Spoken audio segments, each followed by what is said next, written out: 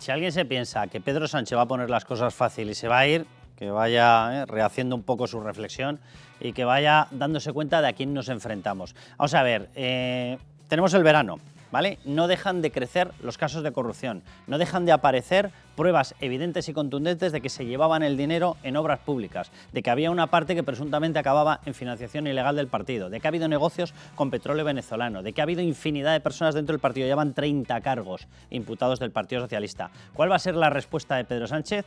De rendirse nada, ya se lo digo. O sea, tendremos una vuelta y tendremos una vuelta de órdago, porque prepara un nuevo golpe contra la justicia para intentar frenar todos los casos que se están investigando e instruyendo en estos momentos por la corrupción que le acosa. Pero vamos a escuchar a Bolaños.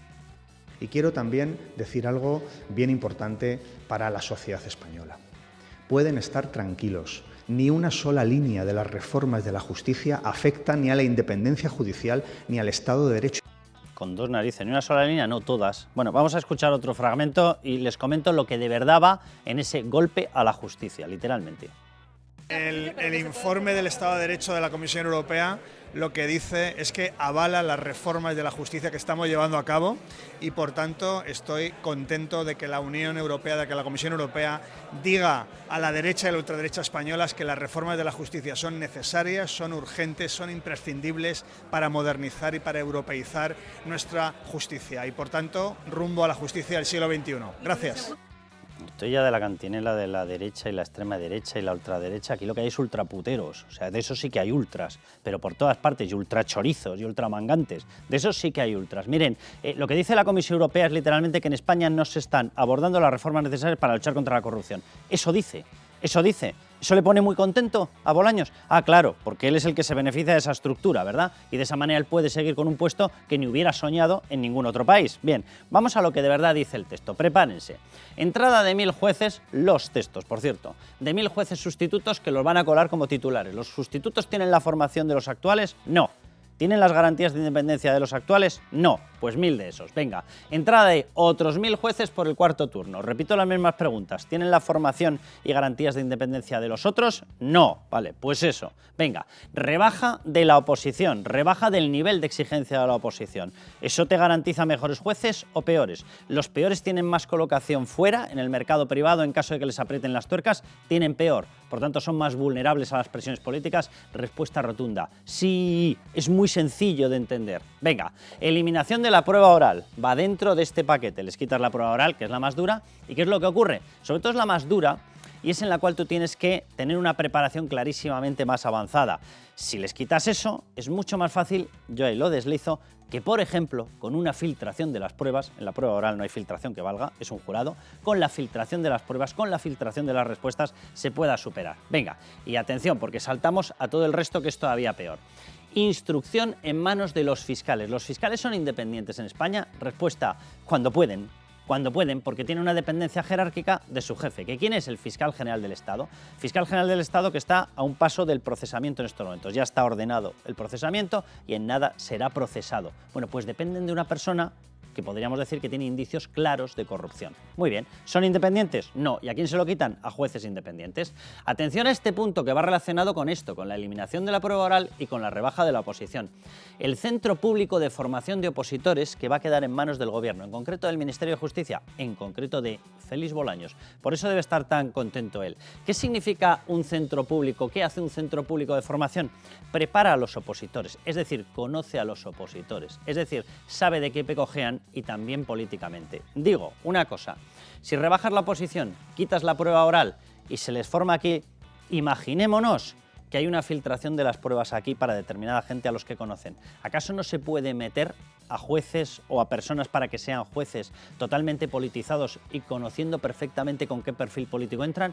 Claro que se puede. Y dirán ustedes, hombre, es una hipótesis. Ya, como la de que robes una urna y te la lleves detrás de un biombo para llenarla de papeletas. Ya, como la de amañar con Santos Cerdán unas primarias metiendo papeletas como ha certificado ya la UCO. Ya, como la de amañar una mesa de contratación para darle las obras a determinada gente que acaba financiando al Partido Socialista. Sí, son hipótesis, pero muy reales. Muy bien. Venga, y atención, fin de las acusaciones populares, cuidado con esta historia. Los principales casos de corrupción en España no han sido levantados por la Fiscalía, que ha incumplido, desde mi punto de vista, prevaricando su obligación de perseguir el delito. Han sido levantados por investigaciones periodísticas y por acusaciones populares, que han recogido esa investigación y lo que han hecho es trasladarla en forma de denuncia o de querella. Si a las acusaciones populares se les quita esa posibilidad, la Fiscalía decide qué casos llegan y qué casos no llegan a la justicia.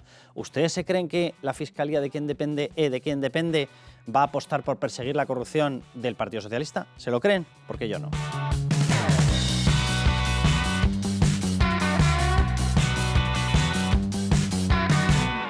Nuestro firme compromiso con el abolicionismo de la prostitución y la expulsión inmediata de aquellos militantes que paguen por tener sexo.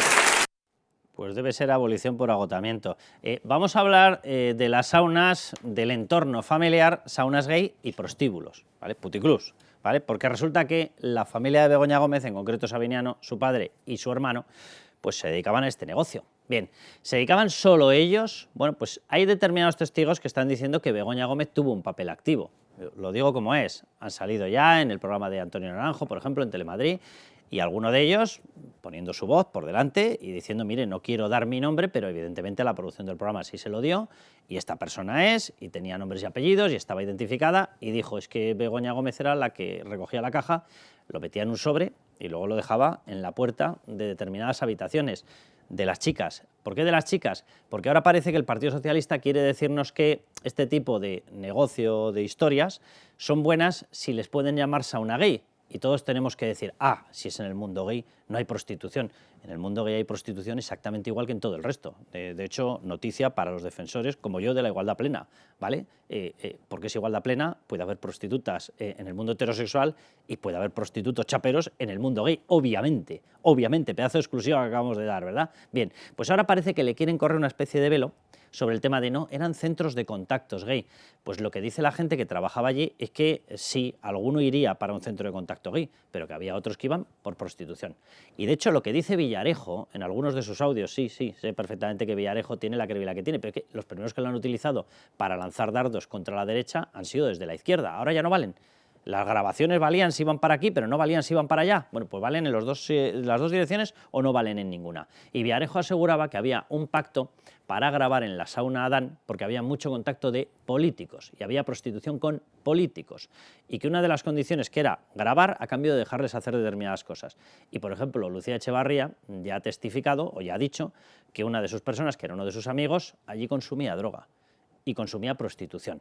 Entonces, en estas estamos nada más y nada menos en el enésimo escándalo. Sandra León, bienvenida. ¿Qué tal? ¿Cómo Raúl estamos? Vilas, ¿cómo estás? Hola, Carlos. Que le explota en toda la cara a Pedro Sánchez. Y digo que le explota en toda la cara porque, atención, por ejemplo, a Rafael Amargo, a la salida de la prisión, lo que dijo. Atención, escuchen. El chico que vivía en nuestra casa, que era un chico que se dedicaba a trabajar como escort, donde trabajaba era en la sauna de prostitución masculina del padre de la señora del presidente del gobierno. Sauna de prostitución masculina. Era escort. Puto. ¿Vale? Se lo traduzco, porque aquí ya utilizamos una terminología. Hablar con eufemismos, luego tienes sí, fabada, aluvia, puto, pues eso, chapero, lo de toda la vida. ¿Qué os parece?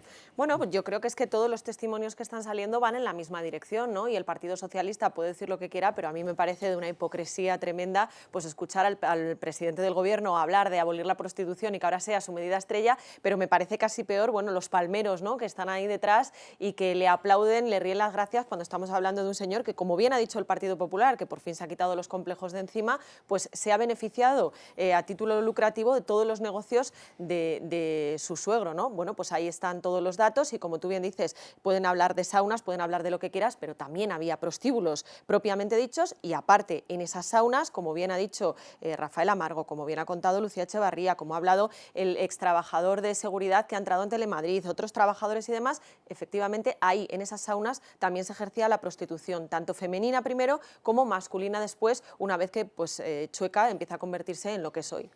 Raúl, el hecho de que esto haya permanecido durante tanto tiempo oculto, que cuando se convoca a Santos Cerdán a la cloaca, aquel famoso 25 de abril de 2024, tras descubrir Pedro Sánchez que su mujer estaba imputada, lo que temían ellos era que saliera la información de la sauna Adán en concreto, aunque tiene, repito, muchos otros negocios, y luego lo vamos a ver, tiene prostíbulos, heterosexuales de toda la vida, tiene esto lo tenía intercalado con prostitución, según dicen algunas de las personas que estaban. Pero ese deseo por su parte que fuera muy secreto, concuerda mucho con que luego nos digan, no, pero si era una sauna gay, era un centro de contactos normales. Entonces, ¿por qué han estado ocultándolo durante todo este tiempo? Yo no oculto que tengo un coche, yo no oculto que trabajo aquí. No, eso no se oculta. Si lo ocultas es porque tú sabes que hay determinada información que se te puede llevar por delante políticamente. Evidentemente, y sobre todo cuando tú, quien ha puesto la prostitución encima de la mesa de la política ha sido el gobierno. Quien, como decía Sandra, ellos mismos dicen que su medida estrella es abolir la prostitución. Bueno, abolir, que hace falta ser pretencioso y arrogante, porque si después de 3 o 4 mil años van a llegar este gobierno y va a abolir, lo que van a hacer es prohibirla y perjudicar a las mujeres que se dedican a eso, que lo van a tener que hacer en peores condiciones y sin ninguna garantía legal, ni seguridad, ni nada.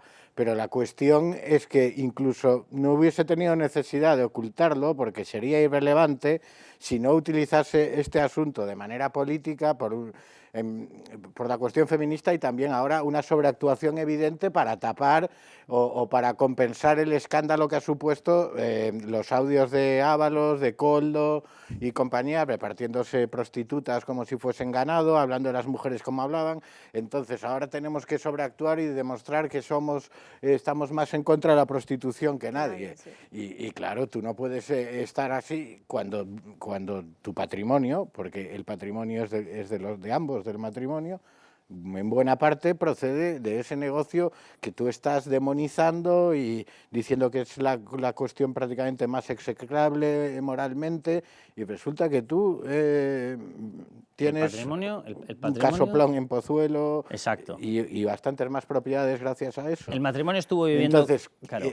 Insisto, si no fuese por eso, en mi opinión, sería prácticamente irrelevante. Si no ha incumplido la ley, para que yo me temo... esos negocios, yo no tengo ningún reproche moral hacia la prostitución, ni es algo que me preocupe, pero son ellos los que, exacto, el problema lo han sacado. Ahora vamos a mostrar unas imágenes del famoso piso que estaba encima de la Sauna Adán, que para empezar es que es un piso público de Mufaces, que esto ya es de verdad que es de traca. Grave. Es de traca. Y de renta antigua. De renta antigua, con lo cual les sale, porque hay dudas sobre si ese contrato sigue vigente, porque es verdad que Sabiniano, porque el contrato era a nombre del padre y del tío de Begoña Gómez. Entonces Sabiniano ha muerto, pero la otra persona no. Entonces, en teoría, podría estar manteniendo el contrato. Pero bueno, ya lo aclararán si alguna vez dicen algo sobre todos los casos que los rodean, porque como no dicen nada, pero lo cierto es que esa vivienda en el último año les habría salido una quinta parte del valor de mercado. Pero es que además esa casa o esa vivienda, porque era un piso de 140 metros cuadrados, un ático, lo transformaron en 14 mini nichos. Hombre, huele a lo que huele, ¿verdad? Bien, pero es que además Villarejo en uno de sus audios narraba que ahí había micrófonos y cámaras y que se grababa. ¿Por qué se grababa? Porque se había convertido en un centro de contactos especialmente elegido por los políticos y que de esa manera hacían dossiers de políticos. ¿Les suena aquello que decía Villarejo? Información vaginal. Bueno, pues adáptenlo. Éxito garantizado, éxito asegurado. Sí, éxito garantizado, vale, sí. pues esto es la historia. Esta era la historia. Pero además, según decía Villarejo, había un pacto y se podían hacer prácticas nada legales allí a cambio de que les permitieran grabar, porque de esa manera tenían pillada a muchísima gente. Claro, eso de legal es que no tiene nada. Claro, ¿por qué lo ocultan? Exacto, pues porque probablemente Pedro Sánchez no hubiese llegado a ser lo que es sin eso. Había un fragmento final en ese audio, y ahora vamos a ver la explicación por qué se puso tan nervioso Sánchez cuando se lo escupe, literalmente, bendito sea Dios, claro que hay que contar estas cosas, pues claro que eso es hacer oposición, y se lo suelta Alberto Núñez Feijóo. Había un fragmento final en el audio de Villarejo donde decía que en uno de los encuentros con gente de la Policía Patriótica, esta que luego les molestaba tanto, Sabiniano, el padre de Begoña Gómez, le dijo, bueno, sí, no te preocupes, que ahora al café viene mi yerno. Bueno, pues el yerno era Yerno Sánchez, más conocido como Pedro para los amigos. Pues bien, Yerno Sánchez, por lo visto, debió estar en el café con la misma Policía Patriótica con la que tenían pactado el régimen de permisividad para esa sauna. Pedro Sánchez no sabía nada, tampoco. Claro, es que por lo que sabemos no era simplemente su suegro, era su patrocinador, el que impulsó su carrera, el que gestionó el asunto de la tesis, porque Sánchez el que estaba consiguió tieso. que le hiciesen la tesis el grupo de Ocaña y compañía, y Miguel Sebastián. Y el que siempre se ha sospechado que también estuvo detrás de la financiación de las primarias. Bueno, vamos a escuchar cómo suelta la frase y cómo explota este tema Alberto Núñez Feijóo. ¿Pero de qué prostíbulos ha vivido usted? Partícipe a título lucrativo del abominable negocio de la prostitución. Bien, Quédense con esta frase y vamos a explicar qué es lo que hay detrás. O mejor dicho, lo va a explicar Lucía Echevarría. Escúchenla. Realmente se iba a la sauna a buscar hombres mayores, pero también a buscar, porque no solo te pagaban en dinero, sino que te solían dar droga.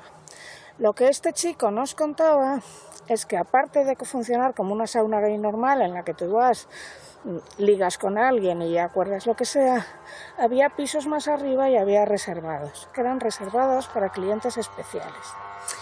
Este chico fardaba mucho de que él iba con esos clientes especiales que le pagaban muy bien, y probablemente le pagaban muy bien. Pero nos decía que le grababan, que había cámaras que grababan. Toma ya, con dos narices. Testimonio de Lucía Echevarría en el programa Horizonte en 4 de Iker Jiménez, hablando de un amigo suyo, un amigo que era gay y que frecuentaba ese sitio. Y dijo y dio detalles de que consumían droga, de que había les pagaban prostitución. también con drogas. Exacto, de que efectivamente que se les pagaba en especie o en no especie. Y claro, ¿todo esto lo conocía Yerno Sánchez o no lo conocía? Es que es evidente que lo conocía, es que es imposible. Además, luego también esta semana hemos escuchado a un extrabajador de seguridad de varios de los prostíbulos, saunas, negocios de Sabiñano, que decía que Begoña tenía un papel activo en ese momento cuando ya era pareja de Pedro Sánchez. Con lo cual, si tú estás saliendo con Pedro Sánchez y vas todas las mañanas, como decía este trabajador, a hacer caja y a poner en los sobres el dinero de cada chica, es evidente que tu pareja lo tiene que saber. Vamos a escuchar ese fragmento. Begoña iba por allí, por las aulas, a hacer cajas y preparar pues de la recaudación que se había hecho la noche, dejaba preparado para el día siguiente pagar a las chicas según turno. Para pagar a las prostitutas. Y, sí, es decir, una chica hace un servicio, cobra la caja y al momento no se le paga. Con lo cual, lleva la chica, la mujer que estaba, o el hombre que estaba al cargo en cada turno, lleva la caja, llevan el listado de los pases que ha hecho cada chica y todo eso luego pues lo metían en, por ejemplo, en Castellana 180 había abajo en el sótano una habitación que utilizaban en la oficina, se metía el sobre por debajo de la puerta, llegaba Begoña, hacía las cajas, preparaba dinero para dejarlos para comprar bebida y luego, según los pases que había hecho la chica, dejaba el dinero de cada chica pues, por los servicios que había hecho. Bueno, pues ahí lo han escuchado, el testimonio de esta persona que trabajaba en ese negocio de la familia de Begoña Gómez, lo obtuvo Antonio Naranjo en su programa, este testimonio.